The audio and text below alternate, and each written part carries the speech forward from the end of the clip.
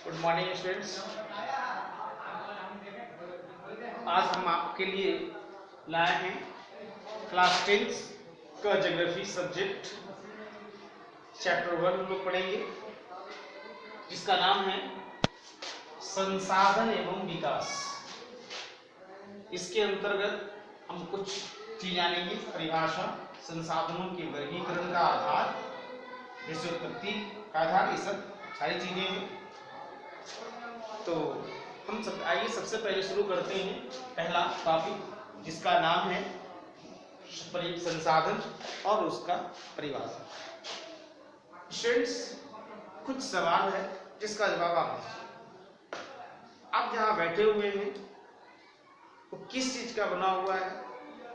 Very good, आपने जवाब दिया लकड़ी का।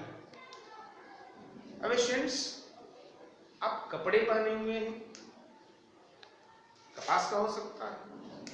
स्टूडेंट्स, आपके घर में और चीजें हैं, खिड़की है, दरवाजे हैं, लैपटॉप है, मोबाइल है, बर्तन होंगे खाना बनाने वाले मम्मी के पास, कुछ न कुछ चीज का बने हुए, और ये सभी का उपयोग आप करते हैं, ये सभी का उपयोग करते हैं।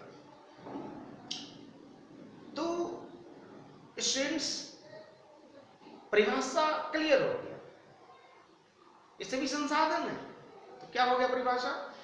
कि हमारे पर्यावरण में मिलने वाली सारी वस्तुएं जिससे हम अपनी आवश्यकताओं को पूरा करते हैं, संसाधन कहलाते हैं। ठीक है, जिससे हम अपनी आवश्यकता को पूरा करते हैं वो संसाधन है, संसाधन कहलाता है।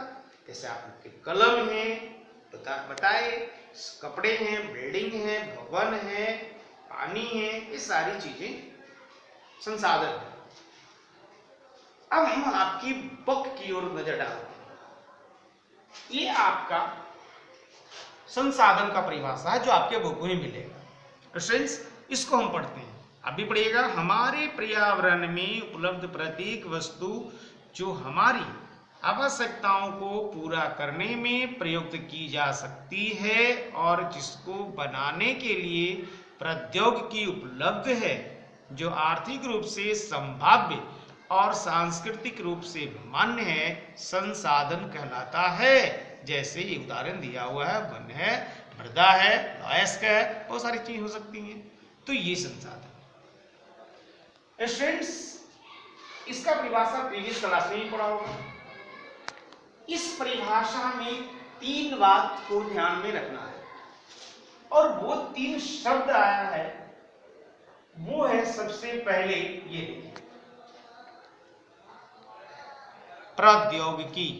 स्टूडेंट्स, इसका दूसरा वर्ड है आर्थिक, और तीसरा वर्ड है सांस्कृतिक। स्टूडेंट्स, सबसे पहले हम प्रौद्योगिकी की बात करते हैं। ये प्रौद्योगिकी क्या है? ध्यान रहे कि जिस लकड़ी के बेंच पर आप बैठे हुए हैं वो तो ऐसे ही मिला नहीं होगा नेचर में। नेचर में पेड़ था, उसको काट कर लाया गया और फिर उसे एक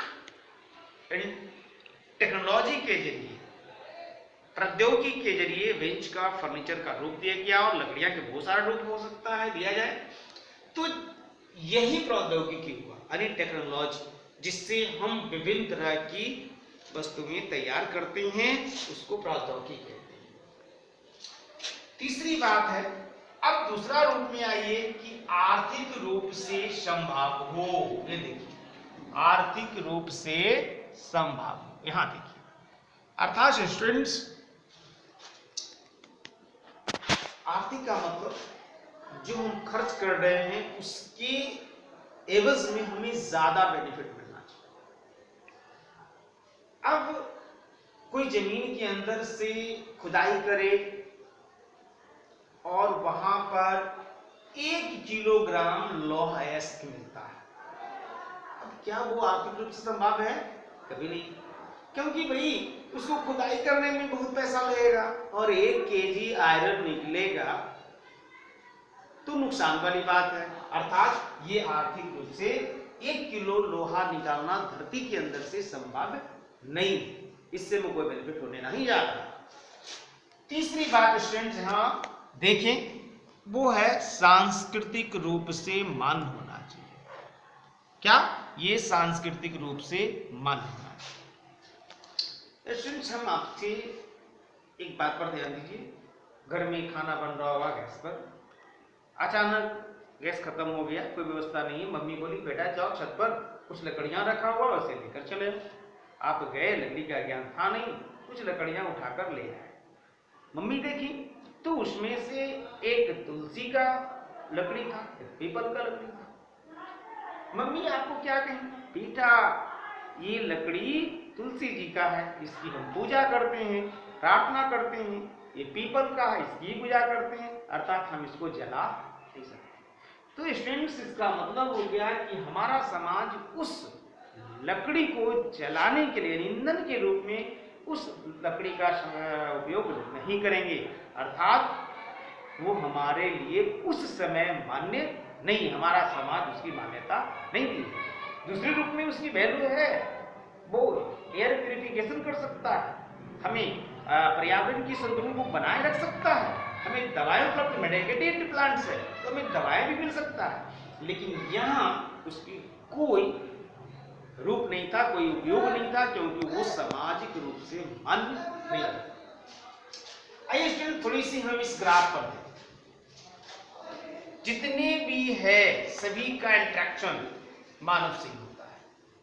प्रकृति जिसको भौतिक पर्यावरण में है, संस्थाएं और प्रौद्योगिकी, अर्थात तीनों को मर्ज करने वाला मानव ही है। तीनों को मर्ज करने वाला मानव। अगर ये नहीं है तो यहाँ का यही है। यहां पर अगर वृक्ष है, पेड़ है, तो यहां से कटाई करके लाने वाला मानव ही है।